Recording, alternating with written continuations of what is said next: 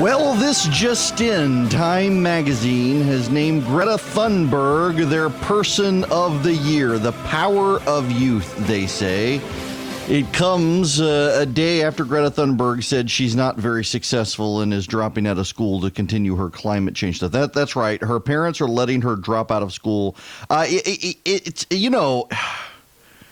this is one of those weird youth moment things. Goodness gracious. She is convinced the world is coming to an end and convinced that she is not making things happen the way she wants to make things happen. She's convinced that they're failing, that people aren't meeting standards, and now word comes that Greenland is melting faster than ever before. And the whole thing is a little bit odd. It's kind of a shame.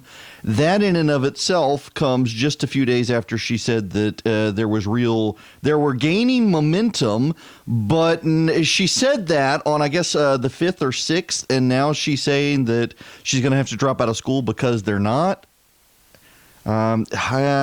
This audio is so screwed up, I can't actually get it played. But nonetheless, Greta Thunberg, she's going to be Time's Person of the Year. Greta Thunberg is the 16-year-old who is adamant that the world is coming to an end in 10 years, forced her mother to give up her international career because her mother would have to fly on a plane. Thunberg gets to sail around the world in yachts of princes and wants you to not travel unless you have yachts of princes to do it. Can we just acknowledge that Time's Person of the Year is silly? Silly as much as the Merriam-Webster Word of the Year. Do you know what the Word of the Year is? The dictionary has gone woke. Noah Webster is rolling over in his grave. The Word of the Year is they, singular, for transgender people who identify as neither male nor female. That's right. The dictionary has gone woke. It is Orwellian. Woke dictionaries are tools of authoritarians. Don't believe me? Read 1984. In any event, welcome. It is Erick Erickson here, the Erick Erickson Show across the state of Georgia. The phone number is 877-97-ERIC, 877-973-7425. And we got more to cover. I want to begin. I didn't intend to begin with all that. That just happened.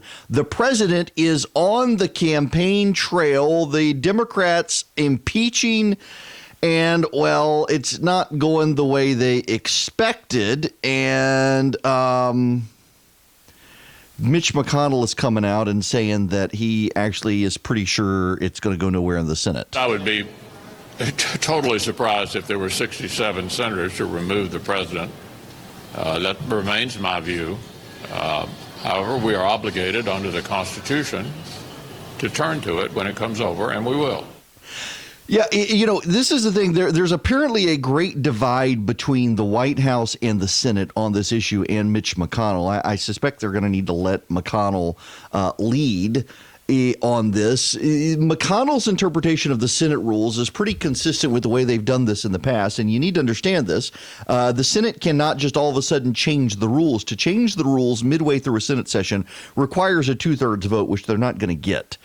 And the rules of the Senate as they presently stand say there has to be a trial. McConnell cannot move out of the gate to just dismiss this. That's what the White House wants.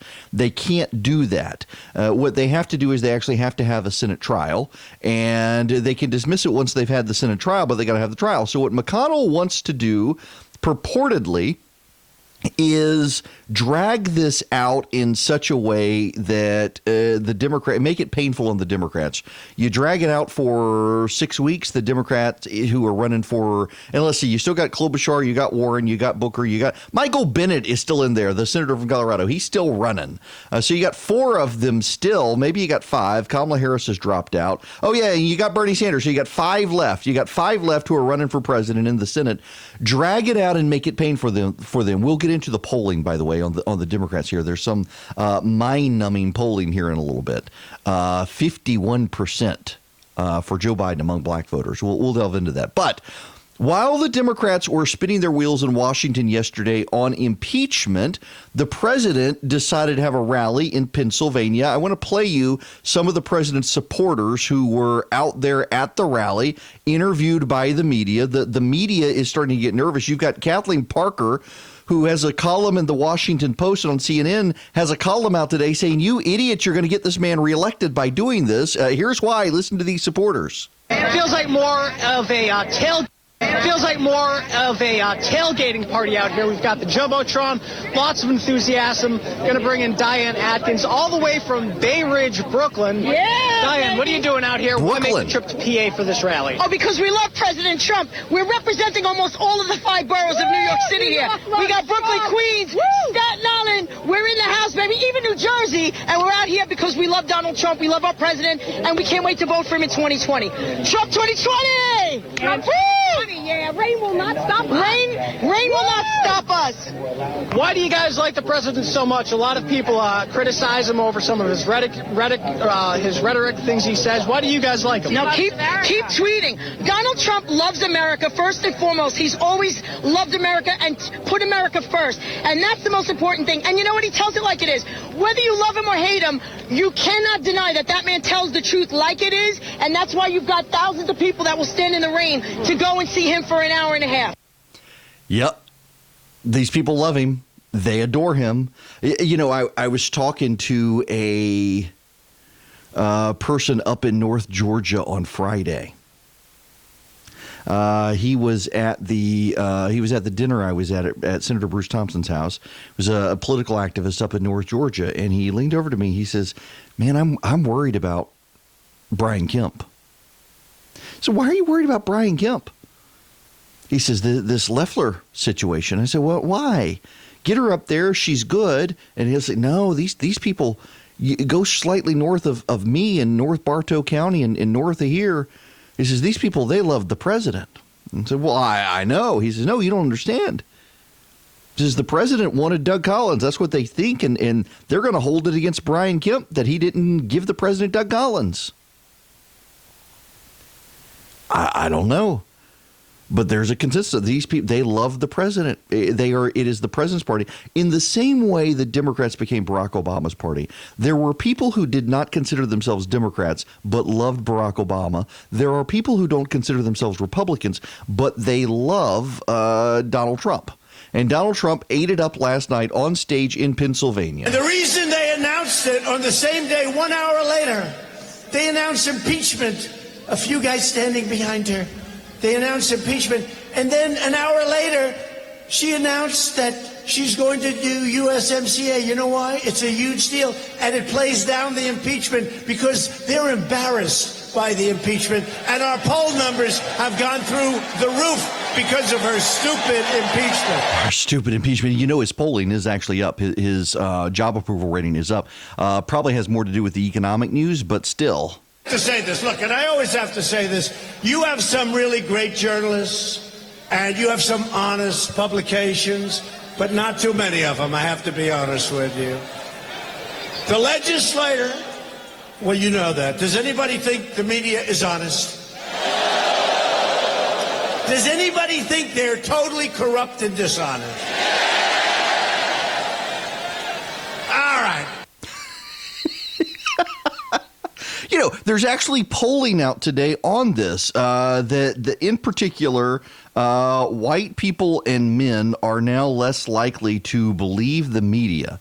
This is from Neiman Labs. Came out late yesterday. Different groups of Americans perceive news very differently. It depends on your race, gender, age, education level, and political affiliation, according to a new RAND survey of 2,543 Americans aged 21 and older. The research is part of RAND's ongoing truth decay research. There's plenty here that won't be surprising to people who followed research from Pew and others. People who rely primarily on print and broadcast TV for news tend to be significantly older. Those who rely primarily on online platforms for news tend to be younger. But RAND fleshes these categories out additional demographic characteristics. People whose primary news sources are social media and in-person contacts are generally younger and female, and they tend to have less education than college degree or lower household incomes. People whose primary news sources are print publications and broadcast television tend to be older, and they are less likely to be married. People whose primary news source is radio are significantly more likely to be male, less likely to be retired, and more likely to have college degrees. People whose primary news sources are online platforms are significantly younger, more likely to be male and have a college degree and higher income, and less likely to be black. Now, interestingly enough, 44% of respondents said they believe the news is as reliable now as it is in the past. 41% say less reliable, but this varies on demographics without attention to partisanship. Respondents who were white, male, or retired, or who had higher incomes or less than a college education were significantly more likely to believe the news is less reliable now. Conversely, women, racial or ethnic minorities, and those without college degrees were more significantly likely to say they believe the news is more reliable now than in the past. People who did not vote were less likely than others to report believing the news is more reliable now than in the past. Compared with Clinton voters, those who voted for anyone else were more than 3 times as likely to report a perception the news is less reliable. Married people and people who voted for someone other than Trump or Clinton were much more likely to rate obtaining news in person as the most reliable method. A third of people get most of their news from platforms that they also believe are not the most reliable. Now, here's the thing. Let me go back to a detail and pull something out of here that isn't being pulled out of here. Without attention to partisanship, respondents who were white, male, or retired, or who had higher incomes or less than a college education were more likely to believe the news is less reliable now. I want to make an extrapolation here.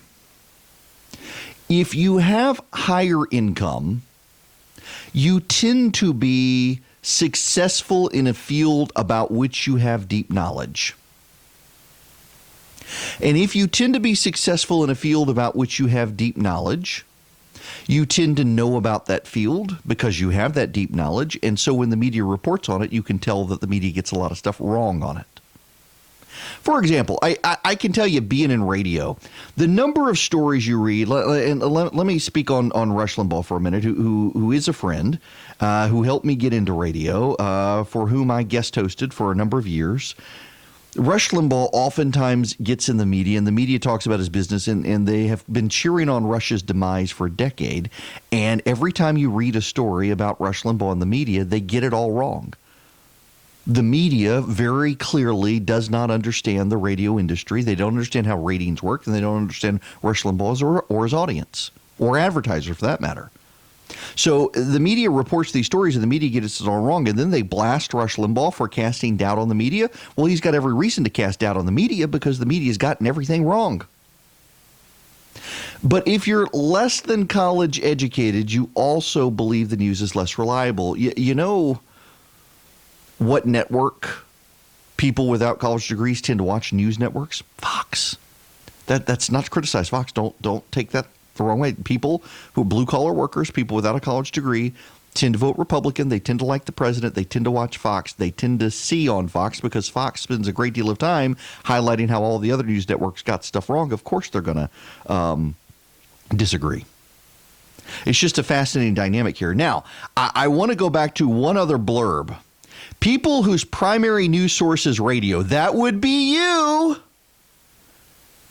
They're more significantly likely to be male. They're less likely to be retired, and they're more likely to have a college degree. If you're listening to radio, the odds are you're male, have a job, and a college degree. Now, you individually, you're saying, well, that's not me. Well, maybe it's not you. But overall, that tends to be the case. You know what the demographics are for the Resurgent, my website that is tied into this radio show? 42-year-old male father of 3 who spends 30 minutes in the car commuting to a white-collar job where he makes 6 figures.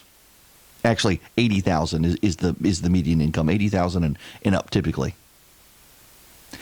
He cares more about sports than he does the news, but he listens to this radio program and goes to my website because he feels like he needs to be engaged in politics for the sake of his children. That is the demographics of people who connect to me. 42, father of 3, commutes 30 minutes, white-collar job, $80,000 a year job. That's it. Now, that may not be you, but that tends to be the average, which is interesting. But it all goes back to this. I have for years now done this psychographic. They call it psychographic, not just demographic. What are their interests and things like that, not just whether they're white or black or male or female.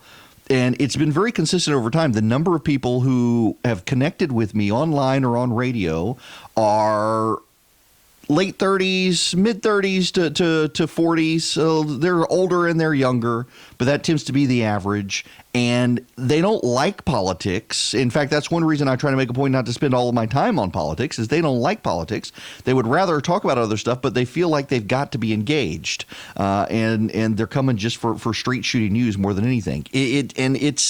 We're seeing this. And for the president to go on the attack on the media last night in his rally, as he's been doing, it works and the media hates it. The media is really mad about it.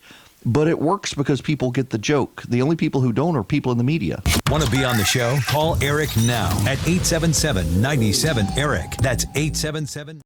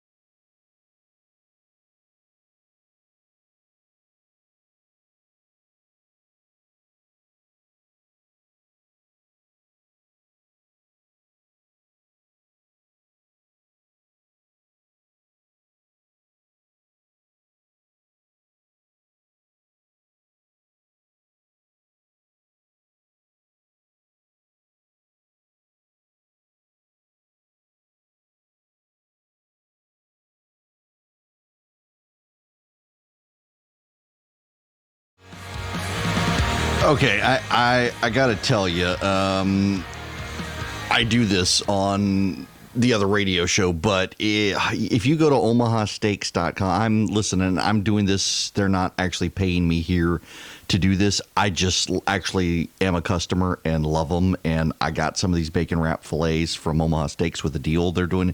It's really good. If you go to omahasteaks.com and you put my first name, Erick, Erick, in the search bar, you can get an incredible deal on these bacon wrap fillets. And they got pork chops and potatoes au gratin and other stuff they send to you. It's good. And if you want a great deal for somebody, I think it's $69. It's a big pile of food. Just go to omahasteaks.com and put Erick in the search bar. It's awesome. And again, this isn't an ad. It really isn't. I love them. And I am doing a deal with them somewhere else, but I figured I'd share it with you because it's a great deal. Now, David in Kennesaw, going to go to you first today. Welcome. Hi, Eric. How are you? Good. How are you? Good, thanks. I just wanted to talk about the potential for the Senate to get into some of the issues, the Democrat corruption that the Republicans in the House were not allowed to bring certain witnesses. And in the Senate, it seems like I saw a story today that Lindsey Graham perhaps is not willing to go there. But I know some people were hoping that some of these issues on the Democrat side could be brought up in a Senate trial. Is Lindsey Graham afraid of opening Pandora's box, or what do you think? Well, so the question is over Biden, whether or not they could bring up some of the stuff on Biden and Burisma. They could, to the extent they wanted to show the president had a reasonable basis for probing, and they may do that. Here's the thing about impeachment, David. The Republicans in the Senate can work with the Democrats to lay out the rules. If they can't get agreement, they use the Clinton rules. If they use the Clinton rules on impeachment, they're pretty broad as to what the Senate can do. They can even, for example, even though the House couldn't get John Bolton and Mick Mulvaney to show up, they could get Mick Mulvaney and John Bolton to show up for a Senate trial and force their testimony. And the courts have to stay out of it. The rules for the Senate are basically there are no rules when it comes to impeachment other than what the Senate says. And the potential witnesses cannot run to the judiciary and say, wait a second, executive privilege, I don't have to speak. And the president can't claim executive privilege in an impeachment trial either. If the Senate wants someone to testify in impeachment, the Senate gets to have them testify whether they want to or not, which is actually amazing that the Senate gets to do that. And the Chief Justice of the United States signs off on it. So they could. But now here's why Lindsey doesn't want to go down that road. Lindsey Graham wants to drag this out as much as possible to hurt the Democrats running in Iowa and New Hampshire, but he also at the same time doesn't want to do a deep dive. He wants to do a superficial dive because he doesn't want to give the Democrats political ammunition to say, wait a second, the Republicans have turned this all on Joe Biden. They're trying to protect the president. He wants to actually drag it out and show that the Democrats wasted everybody's time and taxpayer money on impeaching the president for the first time and show everyone, in fact, that it was a highly political process. And so it's kind of a counterintuitive. Lindsey wants to drag it out, but he doesn't want to do a deep dive. And he really wants to spend the time highlighting that this was a partisan political operation by the Democrats who wasted taxpayer money and make hay out of it in that regard.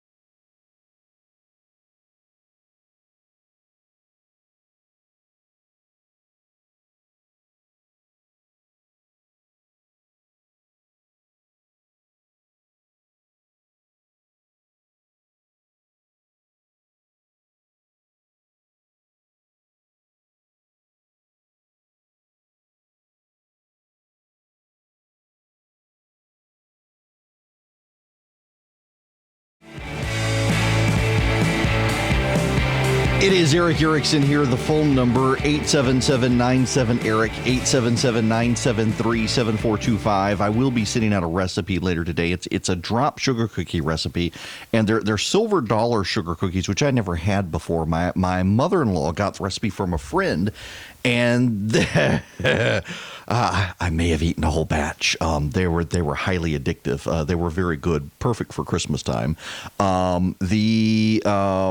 If you want the recipe, text recipe to 33777. I'll send it out later today. What happens, just so you know, when you text recipe to 33777, you get a text message back asking for your email address. And when you send your email address, you get signed up for the list. And you'll get an email in your email inbox from me with a link to all the historic recipes I've sent. So the gumbo recipe, the breakfast recipes, the other cookies, everything will be in there. You can click through and find. But that's what happens with the process. Now, the Democrats are spitting mad over something the president did. He sent out his campaign rather, sent out a video.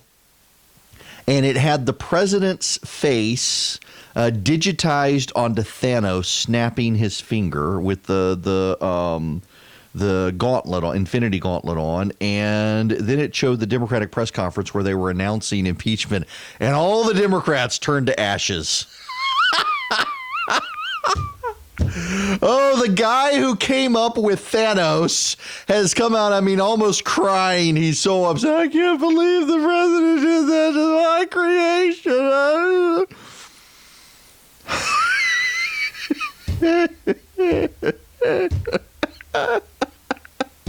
I'm sorry. I realize it's so stupid. It's funny because it's so stupid. The Democrats are really upset with the president, and the media is really upset with the president for this. And it's a stupid meme that was circulated. And this again, there's a reminder here. I bring it up because there is a real reminder here how the president is able to control the narrative in a way that Democrats haven't been able to and can't. They can't do it. The president can come out and tweet out a meme, and they lose their minds over it. Don Lemon had a complete meltdown about it last night, about the president on the Thanos meme. Followed has led him to the brink of impeachment. That's how we got here. In addition to all the lies and all the blustering at tonight's rally, Trump's war room posted a meme on Twitter today showing Trump as the supervillain Thanos from the Marvel Avengers movies, dispatching his Democratic enemies. Take a look at this. I am inevitable. On this solemn day, I recall that the first order of business for members of... And they all turn to ash.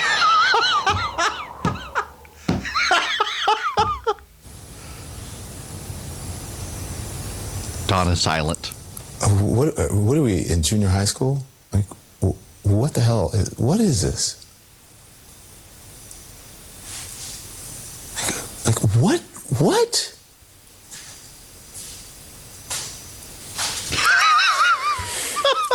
I cannot believe that I'm even having to report this on the news.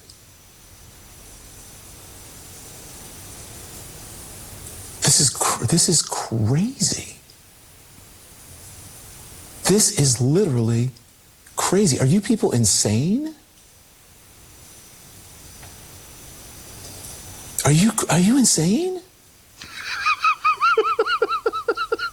Go ahead. Troll the Democrats on Twitter. Do this stupid, silly, you know what?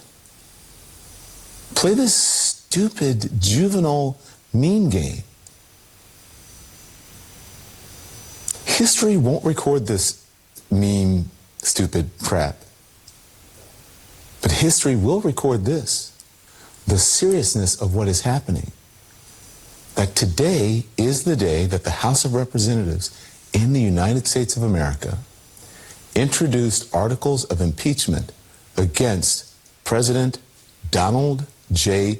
Trump, the President of the United States of America, for committing high crimes and misdemeanors. And he kind of smirks deal. there. And lots to discuss. John Kasich, next. John Kasich, next. Don, I love you, man, but come on, who's crazy? The guy who loses his business over a meme, or the people who pushed out the meme and all had a laugh? I mean, we need a lot more humor in American society, and I mean, come on. It was clever. You got to admit it was a clever meme, but they can't admit it. That's the crazy thing here. There's just no humor. No humor at all. Meanwhile, the president's out having a blast on the campaign trail last night. A few weeks ago, the United States Special Forces brought the world's #1 terrorist to justice. Thanks to the strength and courage of our warriors, and they are great warriors, the bloodthirsty savage known as al-Baghdadi is now dead.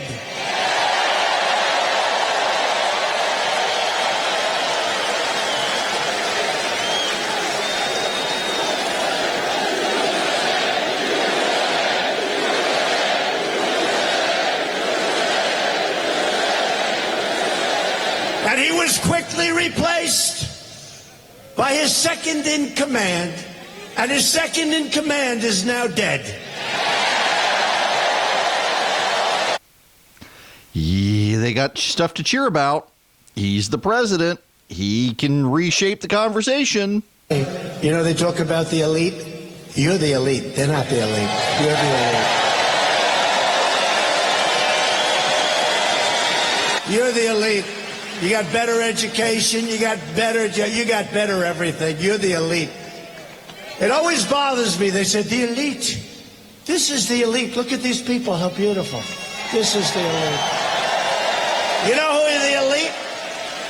You look at those jobs reports where the best in history unemployment for African Americans, best in history unemployment Hispanic Americans, best in history unemployment Asian Americans. You're the elite. You're the elite. Any Democrat that votes for this sham will be voting to sacrifice their House majority, their dignity, and their career. Okay?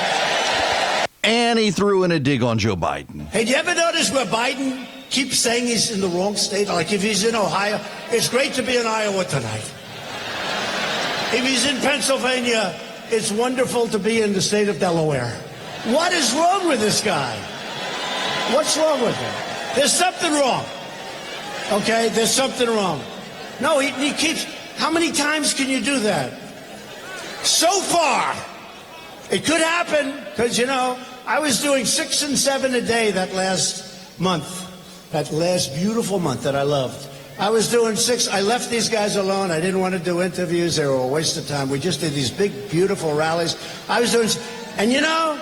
If you start getting a little, you know, I went to Michigan, then I went to Wisconsin, then I'm saying, you know, like, what the hell is going on? These crowds are incredible. And we had the biggest crowds. By the way, to this day, there has never been, and they'll always correct me, in the history of politics, in the history of our country, there has never been anybody that drew crowds like we draw. And I don't have a guitar. I have no guitar. But this has never happened.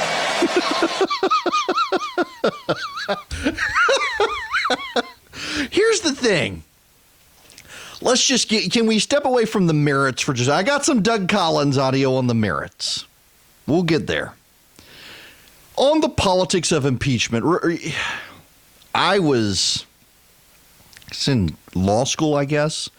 It had just started law school when the Clinton impeachment happened. And while the impeachment was happening, Bill Clinton was flying around the country rallying Democratic voters, whipping them into a frenzy, getting them excited. And there was no corresponding Republican who could do that. It wasn't a campaign year. Now, it is a campaign year with this impeachment trial, but it'll be happening when you got a bunch of Democrats who will be in the Senate and can't leave during the trial.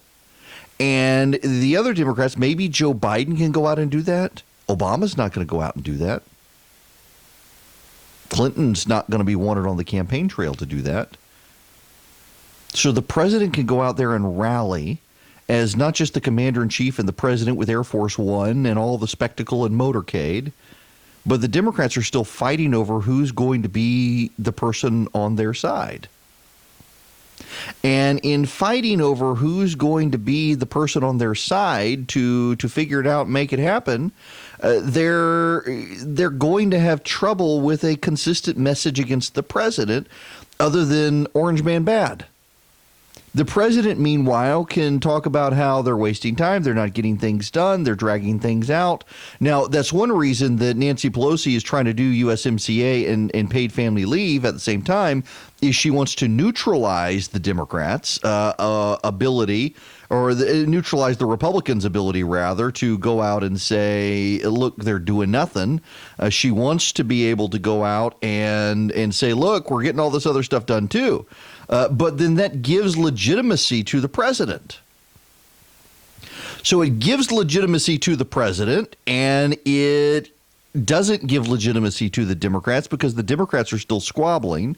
It allows the president to do massive fundraising with the base.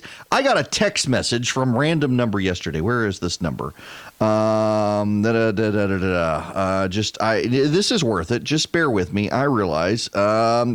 Yeah, here it is. I got a text message. I don't know how I'm on the list, but turn on the news. House Democrats are filing articles of impeachment. We've activated emergency 5X matching to defend President Trump here. And you click through the link and you go to that WinRed site, and it's not to fundraise for the president. It's to help Drew Ferguson and House Republicans defend Trump. It is. It will help. Look, I didn't even realize yesterday. I assumed it was from the president's campaign. And it's not. It is from the campaign of Drew Ferguson from here in Georgia. You click the link and go through, and it is helping Drew Ferguson and House Republicans defend Trump. So it's Drew Ferguson who is fundraising off of this. It's not even the president yesterday with the text message. House Republicans are fundraising. It's incredible. Incredible that they're doing it. Incredible that they got this fundraising set up. Incredible that the Democrats are marching into a campaign season. They do not have yet chosen their designated leader to counter the president. Imagine, just contrast the setup right now, where you've got the president versus 2,000 Democrats. And each of those Democrats has their own message. Some of them are more moderate. Some of them are more progressive. Some of them really hate the president. Some of them want to make it about his policies, not about him. They've got a mixed message. And then the House Democrats are stepping all over each other. Versus one man. Imagine if the Democrats had one person to counter the president on the campaign trail. And you would think that Biden would be able to do it. But, you know, that's not going to happen because you got all the Democrats in the Senate who also want to be president as well. And they're not going to let Biden have unified message. And then you got Buttigieg out there. Buttigieg isn't going to let the Democrats in the Senate take any credit on this stuff. He's going to go for it. Who else do you have out there now? Oh, you got Bloomberg out there, and you still got Steyer out there. Let's not forget them. Bloomberg is pouring massive amounts of money into the efforts. In fact, Bloomberg may be able to do this because here's the thing.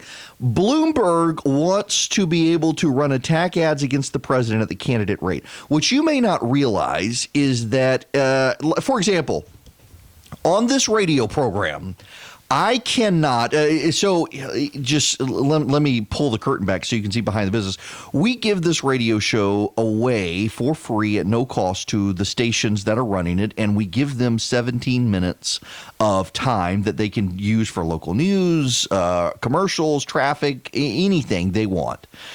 And our long-term business model is we will take my time talking and insert some advertisers. We're doing it. Chris Burns now is our first big advertiser with Dynamic Money. By the way, happy birthday to Chris Burns. It's his birthday today.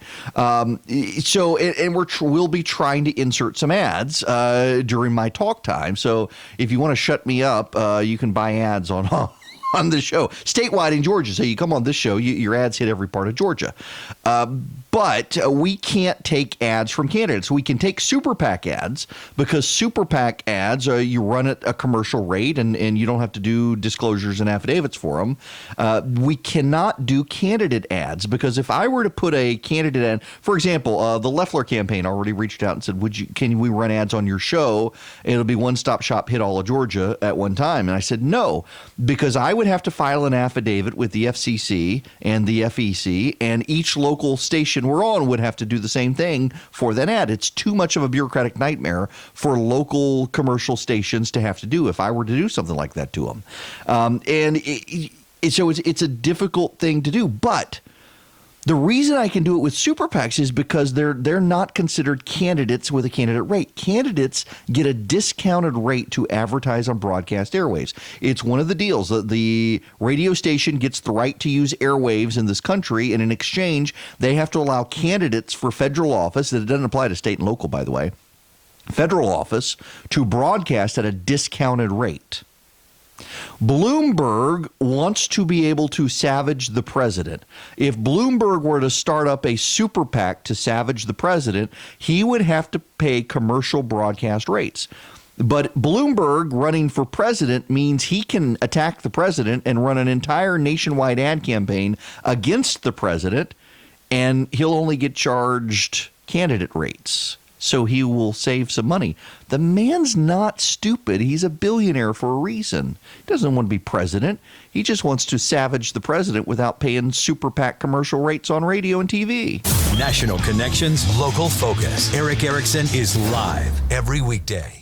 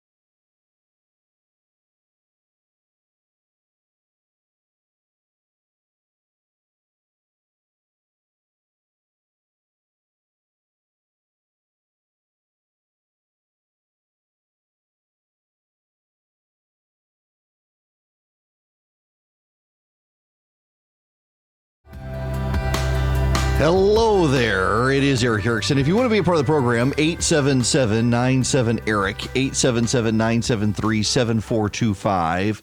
Man, I haven't even gotten to William Barr yet. We are bogged down with the president's rally. I want to shift gears.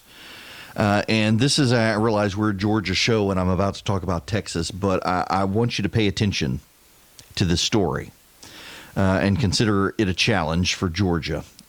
In Texas, new state figures show more children are leaving foster care for safe, permanent homes than are entering the child welfare system. Adoptions surged past 6,000 for the first time, according to Child Protective Services. Additional resources, combined with a tenacious work ethic, have led to unprecedented success for the Department of Family and Child Services, said Governor Greg Abbott. Texas is better because a record number of children have been adopted in 2019 and are experiencing the joy of a loving home this Christmas season. More than 20,000 children left Texas foster care, including more than 6,000 who were adopted in fiscal year 2019. More than half of the adoptions, 3,095, were by relatives, also a new record. The number of children leaving foster care outnumbered the number entering foster care by more than 1,700 children, a trend the state hopes will continue. While the number of children entering the state's care has dropped in recent years to 18,615, the number of adoptions has increased by 25% in the last decade. I bring this story up because here in Georgia, we have a lot of kids still in foster care, and the number continues to grow, in large part because of the continuation of the opioid crisis. Parents who get addicted to drugs, families addicted to drugs. I was reading a story the other day about, where was it? Brunswick, maybe? Somewhere, McIntosh County. Yeah, McIntosh County. A family where all of the adults in the house have an opioid addiction. And the kids have had to go into foster care. It's really amazing to me. It's sad.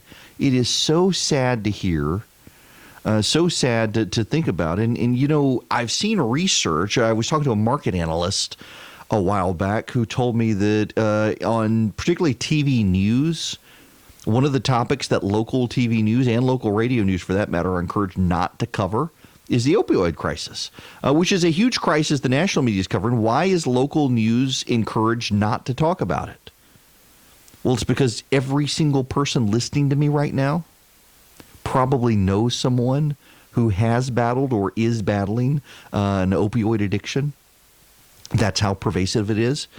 And it depresses you, and so you don't want to think about it. And so here I am killing everybody's ratings talking about it. But seriously, though, foster care in Georgia needs your help. DFACS actually needs your help getting presents to kids this Christmas season.